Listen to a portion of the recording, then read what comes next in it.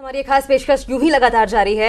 दरअसल petrol diesel की कीमतों ने आम आदमी का तेल निकाला हुआ है। पेट्रोल के दाम 80 रुपए प्रति लीटर के पार पहुंच चुके हैं। और ये जो बात है ये आम आदमी के समझ में आ रही है, राजनीतिक पार्टियों के लोगों के भी समझ में आ रही है। कुल मिलाकर जो हर रोज इस बढ़ती महंगाई का शिकार हो रहा है वो आम आदमी हो रहा है। पहले जब कांग्रेस की सरकार थी, भारतीय जनता पार्टी वाले इनको रोज कोसते थे। आज भाजपा की सरकार है तो कांग्रेस, इनेलो, दूसरी राजनीतिक पार्टियां इनको कोस रही हैं, लेकिन कुल मिलाकर जेब कट रही है आम आदमी की। अब अगर हम पटना चलें जहां पर हिंसा भी हुई है, पटना में इस वक्त क्या हालात हैं ये जानने की कोशिश करते हैं। बताइए नीलकमल जी, इस वक्त क्या हालात हैं? यहाँ पर एक बच्चे की जान भी चली गई है, तोड़फोड़ की जा रही है, रेल रोकी जा रही है। तो इस तरीके से लगता है पेट्रोल और डीजल के दाम कम हो जाएंगे और आज ही भारतीय जनता पार्टी की जो सरकार है उनको समझ बदल जाएगी और कल से जो तेल वो 30 रुपये लीटर मिलना पड़ेगा। कौन लोग हैं ये जो तोड़फोड़ कर रहे हैं? बिल्कुल, देखिए शायद यही सवाल जो है आज जनता पूछ रही होगी जिन्होंने आज भारत बंद कराया है। 20 पार्टी 21 पार्टी मिलकर के भारत बंद कराती है। पेट्रोल और डीजल की कीमतें या फिर रसोई गैस की कीमतें जो बढ़ रही हैं, लेकिन जो बंद करवाने वाले पॉलिटिकल पार्टी है, क्या इस तरह से बंदी से जिस प्रकार से गाड़ियों में तोड़फोड़ की गई, जो लोगों के लिए बंद करवाने की बात कही जा रही थी उन्हीं लोगों को तकलीफ पहुंचाया गया। जैसे कि आपने कहा कि एक बच्ची की मौत हो गई बंदी की वजह से। पटना से सटे 40 किलोमीटर दूर जहानाबाद जिला है, वहां पर एक बच्ची की तस्वीरें वहां की दिखा पाएंगे? इस वक्त बाजार के क्या हालात हैं? बिल्कुल, हमारे कैमरामैन अशोक आपको दिखाएंगे। मैं हार्ट ऑफ द टाउन, जिसे डाक बंगला चौराहा पटना कहा जाता है, सुबह 9 बजे से 3 बजे तक की बंदी का कॉल किया गया था, लेकिन पटना का ये डाक बंगला चौराहा बिल्कुल अब सामान्य हो चुका है। पुलिस प्रशासन यहाँ पर मौजूद है हालांकि, लेकिन एक भी प्रदर्शनकारी यहाँ नजर नहीं आ रहे हैं। सुबह सवेरे जरूर दिखे थे, लेकिन अब यहाँ के जो स्थिति है वो बिल्कुल नॉर्मल हो चुका है। हालांकि दुकानें अभी भी कुछ बंद हैं, क्योंकि जितनी भीड़ जमा हुई थी, जिस तरीके से यहाँ तोड़फोड़ या फिर हंगामा हो रहा था, उसे देखते हुए यहाँ के लोगों ने दुकानें बंद कर रखी थी। लेकिन ट्रैफिक अब धीरे धीरे नॉर्मल होता जा रहा है, स्थिति सामान्य होती जा रही है। आज जो बंद के बिहार के हीरो रहे वो पप्पू यादव रहे। पप्पू यादव कभी स्क्रीन पर रोते बिलखते बहुत दुखी नजर आते हैं, और आज ये जो गुंडई वहां पे हुई उसमें वो बेताज बादशाह इस गुंडई के नजर आए। क्या कहना था उनका और तोड़फोड़ क्यों जरूरी थी इस बंद के दौरान? बिल्कुल, बंद में पप्पू यादव शामिल हुए। इससे पहले एक बात और जानना जरूरी है कि जो बंदी के लिए 20 पार्टी की लिस्ट दी गई थी उसमें पप्पू यादव की जाप पार्टी का कहीं से कोई जिक्र नहीं था। यानी पप्पू यादव की पार्टी इसमें बेगानी शादी में अब्दुल्ला दीवाना ही साबित हुए हैं। और जिस प्रकार से पप्पू यादव की पार्टी के लोग यहाँ पर तोड़फोड़ किए हैं और उनके साथ कुछ और लोग भी मिल करके तोड़फोड़ किए हैं, जाहिर तौर पर यहाँ पर लोगों को ही नुकसान झेलना पड़ा है। और पप्पू यादव की नौटंकी हम लोगों ने दिखाई थी, न्यूज़ 18 ने एक्सपोज किया था कि किस तरह से 6 सितंबर को जब बंद कॉल किया गया था उस वक्त किस तरह से उन्होंने कहा था कि भीड़ ने उन्हें घेर के मारा है, लेकिन वो एक्सपोज हो गए थे कि उस समय कि किसी तरह का कोई हमला नहीं हुआ था, लेकिन वो फूट फूट कर रो रहे थे कैमरे के सामने और उनका यह कहना था कि भीड़ ने उन्हें मारा है, लेकिन आखिरकार वो एक्सपोज हो गए थे। और आज फिर बिना बुलाए बंद में शामिल हो करके जिस प्रकार से उन्होंने तोड़फोड़ की है, तो क्या इसी तरह से पेट्रोल और डीजल के दाम जब बढ़ चुके हैं तो लोगों को राहत तोड़फोड़ करके करवाएंगे? विजुअल में साफ देखा जा सकता है किस तरह से एक कॉमन पीपल जो है पेट्रोल लेने के लिए निकलता है, बढ़े हुए दाम पे पेट्रोल लेने निकलता है और उसकी गाड़ी की कांच को तोड़ दिया जाता है। तो क्या एक तो पेट्रोल महंगा, ऊपर से कांच तोड़ करके आप लोगों को डराना चाह रहे हैं? क्या बहुत डर के मारे आप बंद करें या सड़क पे ना निकलें? से हमारे साथ जुड़ने के लिए देश के बाकी हिस्सों में भी रिपोर्टर्स से लगातार हम जुड़ रहे हैं। आपका बहुत बहुत शुक्रिया पटना से इस अपडेट के लिए। और अब सीधा रुख करते हैं पंजाब का। सूरज हमारे संवाददाता भटिंडा से हमारे साथ जुड़े हैं। क्या माहौल है जी भटिंडा में? बिल्कुल मुकेश, बठिंडा का माहौल आपको कैमरे की जुबानी दिखाना चाहता हूं कि सुबह 1 घंटा आधा घंटा जरूर बाजार को बंद करवाया गया था, क्योंकि कांग्रेस पार्टी की ओर से जो यहां पे मनप्रीत सिंह बादल हैं उसके रिश्तेदार जो अजीत सिंह जोहल ने गेड़ा बाजार में जाकर पूरे बाजार को बंद करवा दिया था। लेकिन घंटे 1-1.5 घंटे के बाद ही पूरे का पूरा बाजार खोल गया है। कहीं ना कहीं दुकानदार दोनों सरकारों से नाराज चल रहे हैं, चाहे वो भाजपा की सरकार हो चाहे कांग्रेस की सरकार हो। वो कह रहे हैं कि हमारा काम ताम तो पहले ही बंद हो गए, ऊपर से ये स्ट्राइक का ड्रामा करके उनका काम काज और भी बंद कर देना चाहते हैं। इसके चलते जो ज़्यादातर बठिंडा के बाजार है वो खुले नज़र आ रहे हैं और लोग किसी भी पॉलिटिकल पार्टी के ऊपर अपना विश्वास करने के लिए राजी नहीं है। उनका कहना है कि पहले कांग्रेस की सरकार थी तब भाजपा वाले इसको कोसते थे और अब लेकिन भाजपा की सरकार आ गई है तो अब कांग्रेस वाले इसको कोस रहे हैं। तो सीधा सीधा लोग यही कह रहे हैं कि हमको किसी भी सरकार के ऊपर कोई भरोसा नहीं है, जिसके चलते ज्यादातर बंद का इनसे आम आदमी का जो मोह है वो भंग हो गया, चाहे पॉलिटिकल पार्टी एबीसी कोई भी रही हो। बिल्कुल मुकेश, कोई दो राय नहीं है, यही कहना है इन लोगों का कि हमारा कामकाज तो पहले ही बंद है, ऊपर से दूसरी पार्टी वाले जो अपोजिशन में होते हैं वो हंगामा करते हैं, जानबूझ के लोगों को बेवकूफ़ बनाया जाता है। इस बार हम बेवकूफ़ नहीं बनेंगे। तो ज़्यादातर बंद को समर्थन बठिंडा में नहीं मिला है। हालांकि ज़बरदस्ती सुबह घंटा 1.5 घंटे के लिए दुकानें बंद करवाएगी, लेकिन आप देख सकते हो पूरे का पूरा बाजार खुला हुआ है, चाहे कोई भी मार्केट हो। सुबह के लिए 1 आधे घंटे के लिए बंद की गई थी, लेकिन लोगों का कहना है कि ऊपर से पहले ही उनके काम काज में मंदा चल रहा है, ऊपर से ये बाजार को बंद करवा रहे हैं, तो हम इनका हुक्म कोई भी ज़्यादा नहीं मानेंगे। मुकेश, ठीक है सूरज, आप बने रहिए हमारे साथ और अपनी चर्चा को आगे बढ़ाएंगे। और केवल ढींगरा जी, आपके पास आते हुए आपसे अनुरोध यही है कि कम से कम चीखेंगे, चिल्लाएंगे नहीं, आप गरिमा डिबेट की बनाए रखेंगे। आप आंकड़ों के साथ थोड़ी देर पहले खेलते हुए नजर आए।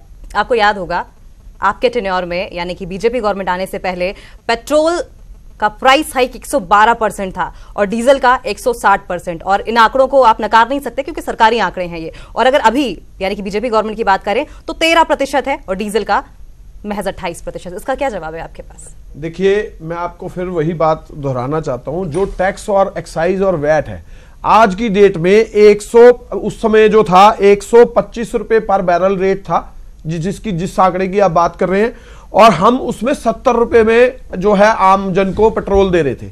आज की डेट में जो 75 रुपए पर बैरल है और आज की डेट में 87 रुपए पेट्रोल मिल रहा है। तो आप इस आंकलन को चेक कीजिए। घूम फिर के स्थिति तो वही पहुंची ना कि आपके टेन्योर में, कांग्रेस के टेन्योर में परसेंटेज अगर फ्यूल प्राइस फ्यूल हाइक का देखा जाए, प्राइस हाइक देखा जाए, तो आपके टेन्योर में ज्यादा बढ़ा है। परसेंटेज वाइज ही बता रहा हूं मैं अभी आपको। आप मेरे को इस आंकड़े को पहले समझें। 125 रुपए पर बैरल जब हमें क्रूड ऑयल मिल रहा था तो देश में 70 रुपए का पेट्रोल मिल रहा था, लेकिन आज की डेट में जब पर बैरल रेट 70 रुपए है और आज की डेट में जो पेट्रोल मिल रहा है वो 85 रुपए मिल रहा है। आप देखिए उस आंकड़े को। चलिए ये एक बार सफाई ले लेते हैं। ये पूरी लिस्ट है मेरे पास। मलिक ये साहब 2003 से लेके आसान शब्दों लिस्ट है मेरे पास। जवाब ले लें इनसे। मैं एक और भी बात इसके साथ ऐड करना चाहता हूं, आंकड़ों की बात कर रहा हूं मैं। इसके साथ ये बताना चाहता हूं कि जब 2016 के अंदर 34 रुपए पर बैरल रेट हो गया था, तो उस समय भी ये सरकार जो है 70 रुपए लीटर जो है पेट्रोल दे रही थी जी। 70 रुपए। मलिक साहब ये कह रहे हैं हो गया था। आसान शब्दों में दोबारा चेक करें। सुन लीजिए, अरे सुन लीजिए ढींगरा जी, जवाब ले। आप देखिए कितना आसान शब्दों में अगर इस बात को हम समझने की कोशिश करें तो ढींगरा साहब ये कह रहे हैं कि जब अंतरराष्ट्रीय मार्केट में जो कच्चा तेल है वो महंगा मिल रहा था तब हम यहाँ पे सस्ता दे रहे थे। 125 रुपए जब प्रति बैरल वहां पे था तो ये दे रहे थे यहाँ पे 70 रुपए। अब वहां पे 70 रुपए प्रति बैरल हो गया और यहाँ पे रेट आपने पहुंचा दिया है 80 से 90 के बीच में। मलिक साहब, सबसे पहले ढींगरा साहब को साथ में ये भी बताना चाहिए जी कि 2004 से लेके 2014 तक के समय में हर वर्ष कितना घाटा ऑयल मार्केटिंग कंपनीज के अकाउंट में डाला जाता था, सब्सिडाइज कितना करा जाता था इस प्राइस को कम लाने के लिए। पैसा जनता का है, चाहे सब्सिडी में दीजिए, चाहे आप किसी स्कीम में लगाइए। सरकार अपने लिए पैसा नहीं कमाती है, जनता के चीजों के लिए जनता को ही देती है वापस। एक वर्ष नहीं कमा रहे तो रेट 87 रुपए क्यों हो गया? सर एक चीज बताइए आप बताइए ना। एक मिनट ढींगरा साहब शांति से जरा सुनिए। तो फिर यही वाला बताइए, एक मिनट आप दोनों रुकिए। जो टैक्स आ रहे थे क्या वो व्यक्तिगत यूज के लिए आप लगा रहे थे? अरे 50% कर रहे हैं ना देश के अंदर, आज आप पुष्टि कर रहे हैं वो टैक्स आप खुद कमा रहे थे। ये सारी सरकार मनोरंजन के लिए लोगों के जेब का पैसा कर रहे थे, घोटालों के लिए यूज कर रहे थे। यही बोलना चाह रहे हो ना? मैं आपको ये बताना चाह रहा हूँ कि नोटबंदी और जीएसटी में सर नोटबंदी में पैसा बाहर आ गया जो लोगों ने रखा हुआ था। आपको उसकी दिक्कत है, उस वजह से आप लोग उसकी दिक्कत है कि पैसे के बल पे राजनीति करते हैं। अच्छा मतलब आप मुझे ये बताइए, सुनिए मलिक साहब अब आप ये बताइए कि उस वक्त आज क्या हाल है उसके बारे में बताएं आप। एक मिनट रुके मलिक साहब आप मुझे ये बताइए कि उस वक्त डॉक्टर मनमोहन सिंह जो एक अच्छे अर्थशास्त्री भी माने जाते हैं, तो वो जब ये वाली दलील दे रहे थे तो उन दलीलों को उस वक्त आप नहीं समझ पा रहे थे? 4 साल लग गए आपको ये दलीलें समझने में, जो आज वही दलीलें आप दोहरा रहे हैं? नहीं, मैं वो दलील बिल्कुल नहीं दोहराई, मैंने सिर्फ उनको कोट करा था। और मैं ये उस समय भी आपको यही बता रहा था कि हमने जो उधारी हमारे ऊपर, चाहे वो ऑयल बॉन्ड्स की थी चाहे वो दूसरे देशों की थी, हमने वो चुकाई है। बिल्कुल है, आप चेक करिए, रिपोर्ट है आपकी, आप चेक करिए, धर्मेंद्र प्रधान जी का, आप चेक करिए, आ रहे हैं आपके पास, आ रहे हैं आपके पास, आप चेक करिए। आप दोनों के बीच में बैठे हैं, आप दोनों के बीच में बैठे हैं, आ रहे हैं आपके पास।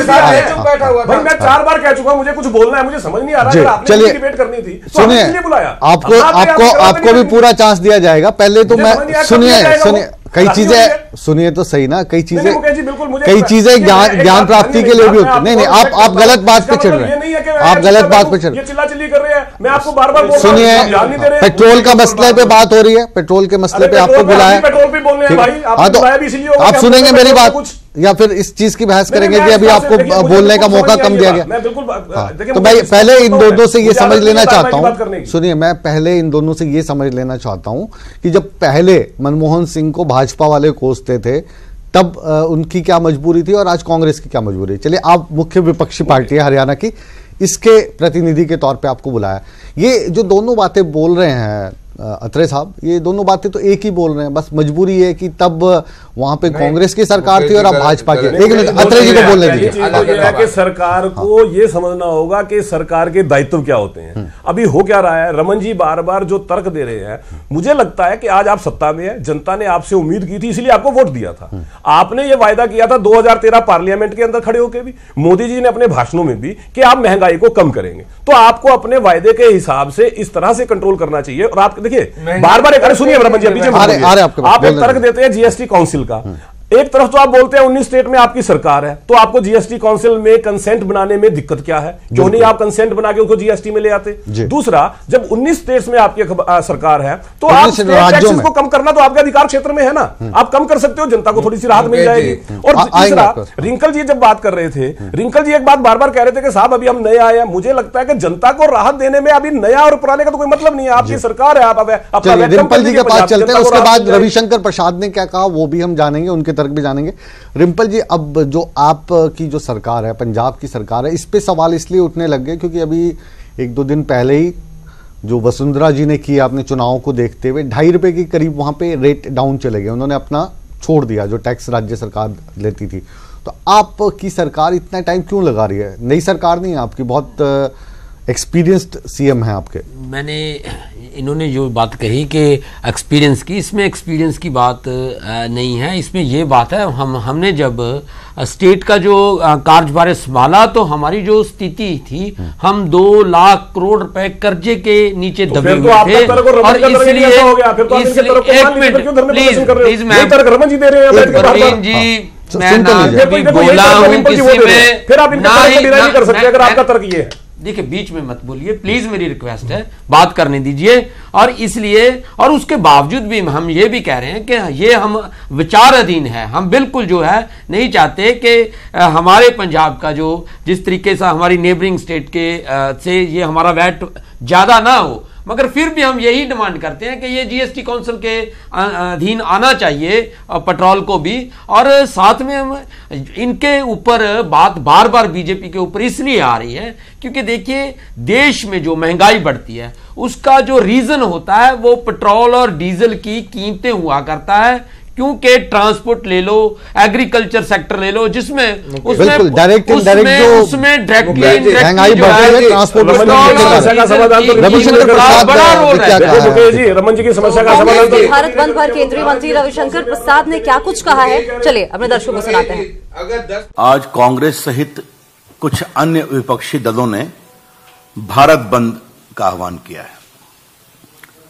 लोकतंत्र में विरोध करने का अधिकार है और उस विरोध करने के अधिकार का हम स्वागत करते हैं। लेकिन क्या लोकतंत्र में राजनीति हिंसा के माध्यम से होगी? आज देश में क्या हो रहा है? पेट्रोल पंप पर आग लगाई जा रही है, उससे कितने लोगों के जीवन पर खतरा हो सकता है। टीवी पर आ रहा है कि बस तोड़े जा रहे हैं, गाड़ियां तोड़ी जा रही हैं, कई गाड़ियों में बच्चियां भरी हुई थी, सब कुछ स्क्रीन पर सामने आ रहा है। और बिहार में एक जगह तो एक एम्बुलेंस नहीं पहुंच पाया तो 2-3 साल की बच्ची की मौत हो गई। कौन जिम्मेवार है इन मौत का और इन हिस्सा का? ये सवाल हम पूछना चाहते हैं कांग्रेस पार्टी से। और राहुल गांधी हमसे सुबह से सवाल पूछ रहे हैं, तो मैं एक ही पूछूंगा, राहुल गांधी, वो 2-3 साल की बच्ची की जो मौत हुई क्योंकि आपके लोगों के द्वारा रोकने के कारण एम्बुलेंस नहीं पहुंच पाया, इसकी जिम्मेवारी आप लेंगे? कि ये डीजल पेट्रोल की कीमत का बढ़ना हमारे हाथ से बाहर है, क्योंकि ऑयल प्रोड्यूसिंग कम्युनिटी जो कंट्रीज है उन्होंने अपने उत्पादन को सीमित कर रखा है। वेनेजुएला में राजनीतिक अस्थिरता है, ईरान के ऊपर अमेरिका के सैंक्शन का दबाव और प्रभाव है,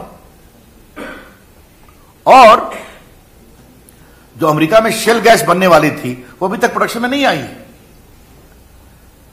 ये एक सच्चाई है कि हम चाहते तो हमारे देश में खूब तेल का भंडार होता, उसकी कोशिश हम कर रहे हैं, लेकिन खपत के लिए हमें तेल के आयात पर निर्भर करना पड़ता है।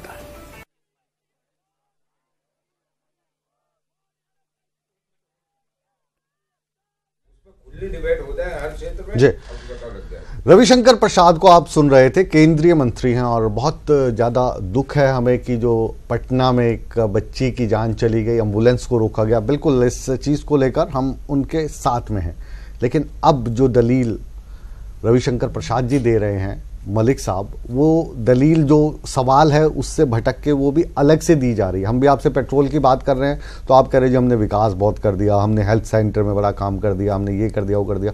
वही काम असली सवाल से भटक के अलग जवाब दे रहे हैं और कह रहे हैं आज कह रहे हैं कि ये जो पेट्रोल और जो डीजल का दाम है ये हमारे हाथ में नहीं है। तो ये वाली चीज आपको 2014 में पता नहीं थी जब आप बोल रहे थे कि 30 रुपए हम देंगे पेट्रोल? मुकेश जी, दो चीजें बहुत स्पष्ट हैं।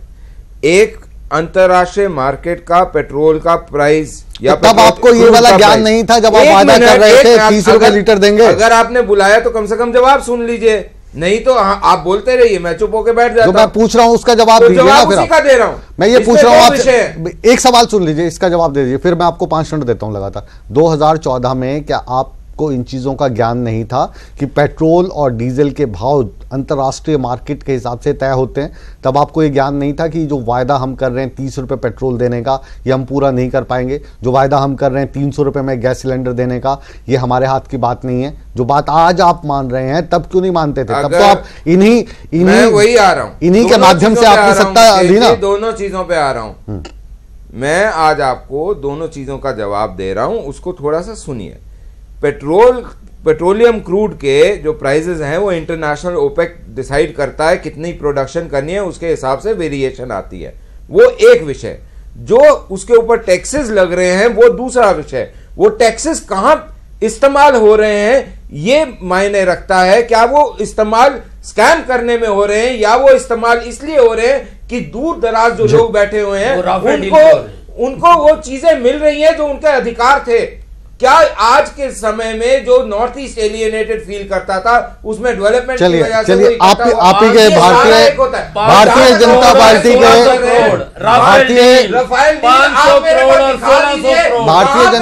के नेता हमारे साथ जुड़े हैं, सतपाल सत्ती। भाई आपको एक साथी देता हूं, शायद वो आपकी मदद कर पाए, आज नहीं हो पा रही है मदद जी। शिमला चलते हैं, आपके पास है जी कोई तर्क? जो वायदे आप लोगों ने किए थे सत्ता में आने से पहले कि हम पेट्रोल इतना सस्ता कर देंगे, डीजल सस्ता कर देंगे, गैस सस्ती हो जाएगी, कुछ सस्ता हुआ नहीं। आज आप कह रहे हैं कि ये सारा इंटरनेशनल मार्केट का खेल होता है। जी गणेश जी, आप कह रहे थे कि पेट्रोल 30 रुपए हो जाएगा, मोदी की सरकार एक बार आ जाए बस 30 रुपए में पेट्रोल मिल जाएगा, 300 रुपए में सिलेंडर मिल जाएगा। मिला नहीं जी, अभी तक इंतजार कर रहे हैं। देखिए, ये कभी भी हमने रेट नहीं बताया कि भाई पेट्रोल 30 रुपए हो जाएगा, गैस का सिलेंडर कम हो जाएगा, लेकिन हमने कहा कि हम संवेदनशील पार्टी के संवेदनशील कार्यकर्ता हैं और जनता के हितों का पूरा ध्यान रखा जाएगा निश्चित तौर पर, और आगे भी रखेंगे। लेकिन जिस प्रकार से आपने जो वायदा किया था पेट्रोल, सुनिए आपने ये चलो मान लिया, मैं ये कह रहा हूँ कि आपने 30 रुपए नहीं कहा होगा, आपने कहा था सस्ता हो जाएगा, सस्ता भी नहीं हुआ सर। अब बोलिए, उस वायदे से तो मुकर गए आप गणेश जी। आप कह रहे थे सस्ता हो जाएगा, बात ये भी आई थी कि 15 लाख रुपए मेरे खाते में भी आ जाएंगे, वो भी नहीं आए सर। देखिए मुकेश जी, जिस समय हमारी सरकार आई थी उस समय निश्चित तौर पर जो कच्चे तेलों की जो मार्केट थी वो काफ़ी डाउन जा रही थी और काफ़ी हद तक काफ़ी नीचे तक आ गई थी। उसी के आधार पर हमने ये असेस किया था कि हम निश्चित तौर पर पेट्रोल भी और डीजल भी सस्ता करेंगे और रसोई की गैस भी सस्ता करेंगे। आपने प्रार्थना की थी भगवान जी से, आपने प्रार्थना की थी श्री राम से कि ये जिस तरीके से पेट्रोल का अंतर्राष्ट्रीय मार्केट में जो रेट है वो कम होता जा रहा है, फिर जब आपकी सरकार आएगी तब तो ये बिल्कुल ही ज़मींदोज़ हो जाएगा और वो 125 रुपये प्रति लीटर से घटकर शायद 10-12 रुपये प्रति बैरल आ जाएगा, फिर तो खुद ही हो जाएगा। पर वो हुआ नहीं ऐसा।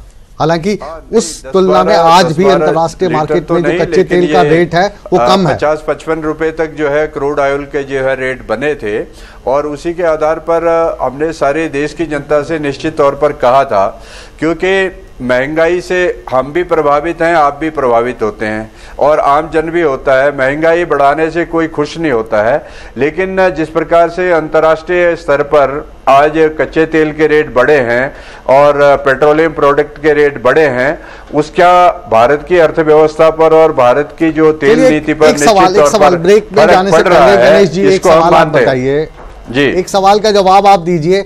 आप सिर्फ ये बताइए कि जो वायदे आप लोग करके आए थे उन वायदों पे आप खरे उतर पाए? निश्चित तौर पर, क्योंकि हमने कहा था कि हम गांव गरीब किसान। आपकी आवाज हम तक नहीं पहुंच पा रही, इसलिए एक छोटा सा ब्रेक ले रहे हैं। ब्रेक के बाद जो जो वायदे आपने किए थे पेट्रोल को लेकर, डीजल को लेकर, गैस को लेकर, उन पे बात करेंगे। कुछ ऐसे वेग से वायदे मत गिनवा दीजिए जिनको साबित करना आपके लिए मुश्किल हो और हमें पहचाना मुश्किल हो।